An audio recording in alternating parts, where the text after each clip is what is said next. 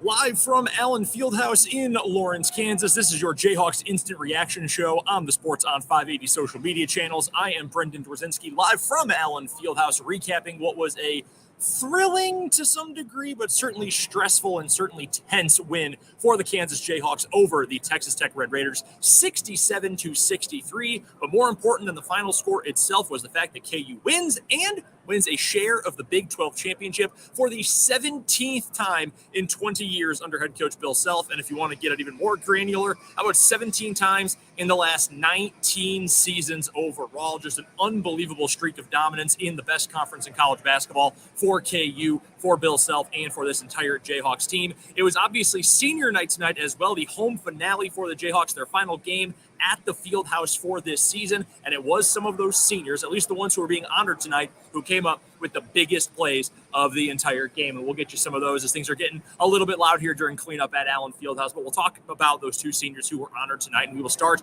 with Jalen Wilson, the odds-on favorite to be the Big 12 Player of the Year, almost a surefire first-team consensus All-American as well. He didn't shoot the ball especially well in this game. In fact, KU as a whole really did not shoot the ball that well in this game. How about just 39.3% as a team? Jalen Wilson himself, he went 6 of 16 from the floor and 0 of 5 from three-point range, but he came up with some big plays late. He was a tremendous 9 out of 10 at the free throw line, ended up with 5 rebounds in the game, a pair of assists, a pair of blocks, a steal, stuffed the stat sheet, and again, came up with big plays, big made free throws late in the game when Texas Tech was making this extremely tight. It was a 9-point game at halftime, low scoring, 30-21, but KU, even though it wasn't able to make shots, was still keeping Texas Tech at arm's length. And while the Red Raiders never actually led in the second half, it got plenty hairy, more than once, down to 1 point, down to 2 points, down to 3 points, and KU continued to find ways to fight back, and a big reason why was Jalen Wilson, who ended up, I should say, with a game-high 21 points in his final game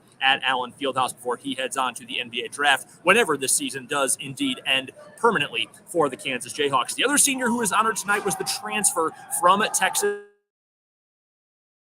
old team at home, his new home anyway, for the only time in his college career, Kevin McCullar. He ends up, you want to talk about a stuffed stat sheet, 14 points in the game. He was 5 of 12 from the floor. Again, not great. Did knock down a pair of three-pointers, however. He had 9 rebounds, which was the team high for KU, and he also had 2 blocks and a steal, including some of the most impressive and important plays of this game. Maybe the biggest highlight of the entire contest was a block on what would have been a dunk from his own teammate, Kevin O'Banner, his old teammate, Kevin O'Banner. McCullar went up, just got one hand on the ball, right between the two hands of O'Banner, smacked it away. It was a tremendous play, and he stared down the Texas Tech bench right in front of me here at Allen Fieldhouse, stared him down a little bit after that big rejection, just having a little bit of fun with his old teammates. And then maybe the most important play of the entire game. With KU up by just a single point in the final moments of the game, there was a loose ball under the KU offensive basket. Jalen Wilson tried to get a hand on it, could not do so. KJ Adams tried to get his hands on it, could not do so. But Kevin McCullar took the ball, 2 hands away from one of the Red Raiders, jumped up, put it in, extended the KU lead to 3, and the Jayhawks never looked back from that point on.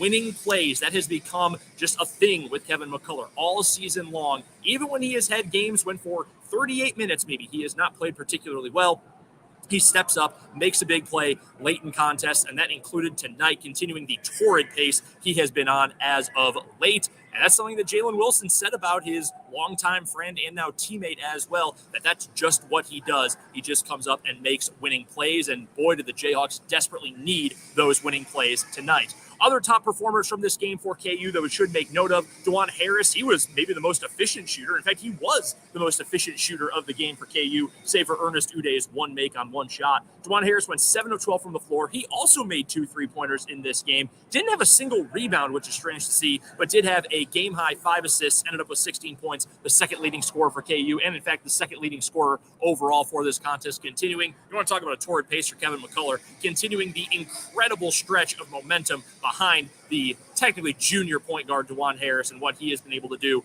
over the last couple of games. He has been, as I've said on 580 Sports Talk, the straw that stirs the drink for this KU team, and that came to fruition again tonight with a couple of big plays. Those were the only double-digit scorers for KU in this game. Texas Tech actually had 4 of them, led by 15 points from Davion Harmon, and it was Harmon on that final play that Kevin McCullar, or near final play, where Kevin McCullar got the steal, the lay-in, and extended the KU lead. Harmon was the one who got his hands on the ball. McCullar, though, if you wanted to really take away some of the analytical views of this, you could just say wanted it a little bit more. But in terms of physicality, toughness, it certainly did seem like maybe he just wanted the ball more in that situation. Texas Tech as a team shot 41% flat, so just a little bit better than KU did on the day. KU shot better from three, but not by much, and both teams really struggled to shoot the ball from deep. KU was just under 22%. Meanwhile, Texas Tech was just under 19% for the game. So for Texas Tech, that drops them to 16-14 overall in the year, 5-12 in Big 12 play. They're going to certainly need a win coming up in their final regular season game on Saturday if they want to make it to the NCAA tournament, and they may need to win a couple in Kansas City at the Big 12 tournament as well to have any hope of getting off the bubble and into the NCAA tournament. But more importantly, meanwhile, for the Kansas Jayhawks, another 25-win season under Bill Self, something that they do like it's nothing, like it's just business as usual, which is bizarre. I hope KU fans are aware of that. You are obviously very aware of where my allegiances lie in terms of college sports teams. This is not normal. This stretch of success for Kansas basketball is not normal. This is not something that fans of other programs ever get to experience, or frankly, almost never get to experience. Another 25-win season. As I mentioned, 17th time in 20 years under Bill Self that KU has at least shared the Big 12 championship. And now they've got a chance to go win that title outright coming up on Saturday when they go down to Austin to take on the Texas Longhorns. That game is likely going to have a ton on the line. However, you also have to consider the fact that Texas plays on Wednesday night. They will take on the TCU Horned Frogs, who maybe haven't been quite the same since Mike Miles got injured and then returned, but that is still a tough team. It's going to be a tough matchup for Texas. If Texas loses that game, KU outright champions of the Big 12. If Texas wins coming up on Wednesday night, then it all comes down to Saturday's game down in Austin, 3 o'clock tip-off from the Moody Center. KU wins, they're outright champs. Texas wins, and they will share the 2023 Big 12 crown. But the most important thing for today is that KU has at least earned a share of that title, and they earned a hard-fought and frankly ugly win over Texas Tech on Tuesday night, 67-63. We'll be talking about this game so much more coming up on both Mic'd Up and 580 Sports Talk. Mic'd Up with Fulton Caster. He'll be flying solo tomorrow from noon until 3, and then myself and Dan Lucero will have you for 580 Sports Talk from 3 until 6 on the Sports Voice of Kansas, 580 WIBW. Make sure you're following us on all your social media up until then, at Sports on 580 on Twitter. Our YouTube channel, you might be watching right now, YouTube is Sports on 580 WIBW, and make sure you're staying tuned to 580WIBW.com as well for our post-game wrap-up for KU and for K-State coming up tomorrow night as well.